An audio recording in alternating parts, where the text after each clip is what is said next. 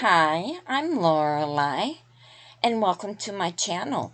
If you haven't been here before, we discuss ADD, autism, anxiety, depression, and both bipolar 1 and bipolar 2.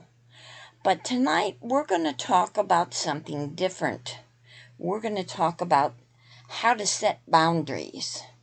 As a caregiver, to anybody that has any kind of special needs.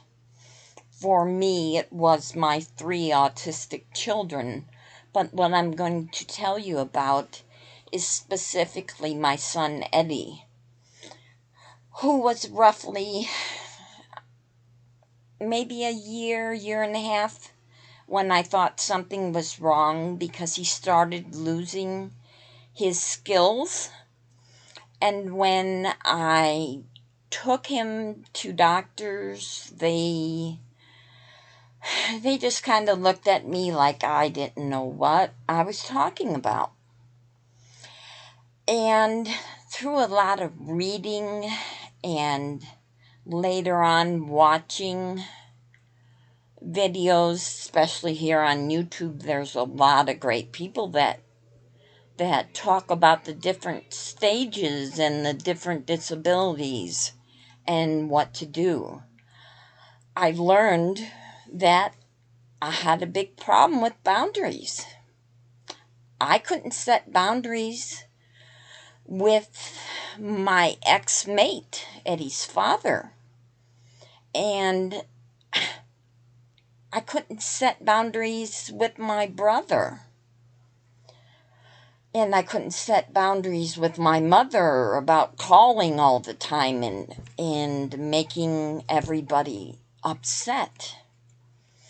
I couldn't put boundaries around when we started LOVIS training, which is behavior modification by positive reinforcement. It was like teaching and rewarding with small bites of, tiny mini bites of food every time they displayed a behavior or did a task. So then we rewarded them with food. But once I realized that I needed to set boundaries, it made my life a lot easier. I said no phone calls after 9 o'clock at night. And definitely no phone calls before 9 a.m. Even though the kids and I were up before 9, we needed that downtime as a family to get together for our day. We didn't need the phone ringing. And that was a crucial thing because I needed to block out hours of time intermittently during the day. Because you can't do 4 hours of LOVIS training with a child in a row. It's just too much. I blocked out our time slots and tried to get other people to commit to help me. They came for maybe a couple times and then they got other things to do. And I should have set the boundary there that if you sign on to help me do this therapy with him, I need you to give me a 6-month time commitment, minimally, because the changes are not good with children and it makes them so upset when they're waiting for their favorite therapist to come and they don't show up. And I did eventually do it, set boundaries with my ex, that he could come over and help do the therapy if he wanted, but he had to do it my way, the way I was taught. That went over really bad, and he came once or twice, But then he went back to being every other weekend kind of father. But it helped me understand by laying out those boundaries that he was not to be depended upon for care for Eddie, my son. Some of the other things that I had to do was take him out because he had graduated out of the Birth to 3 program in Wisconsin. And when we moved to Illinois, I had to get people from Wisconsin to come down because Illinois had such a terrible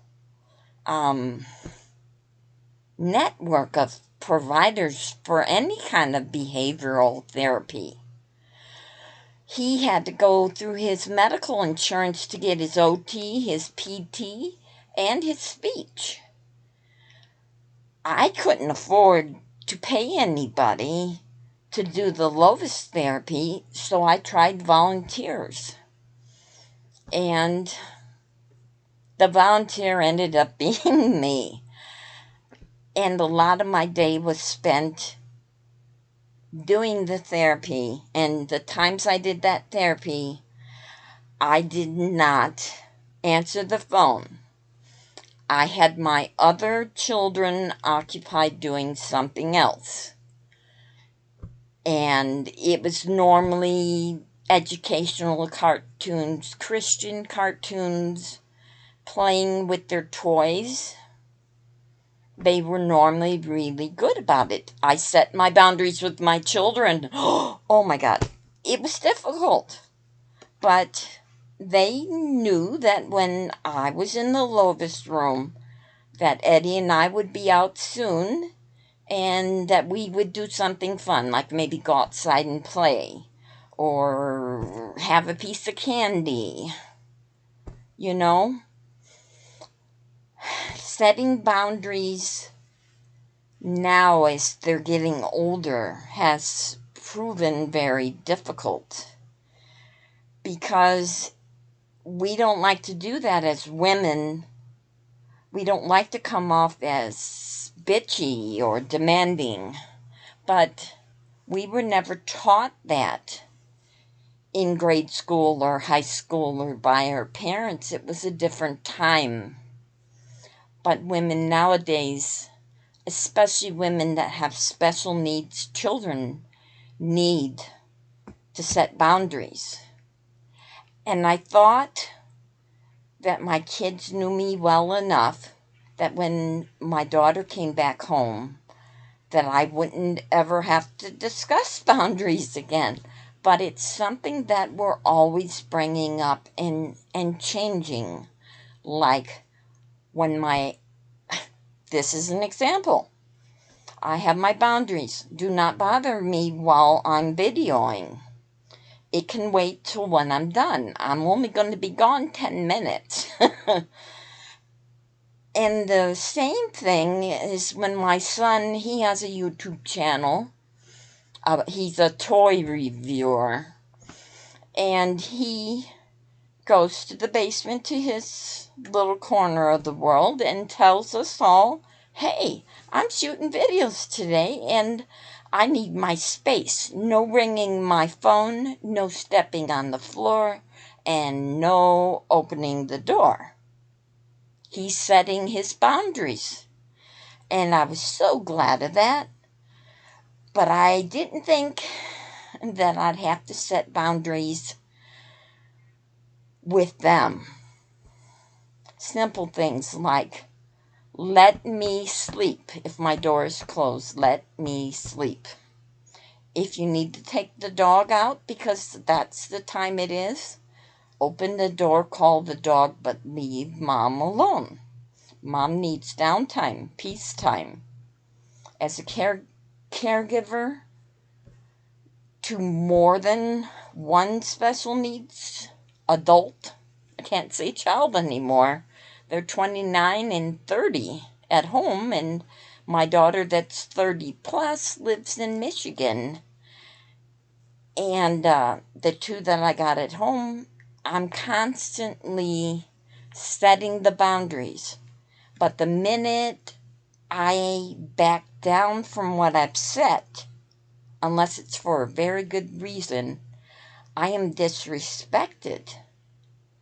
They will not listen to me anymore because I backed down on a boundary. I was not firm about what my rights were.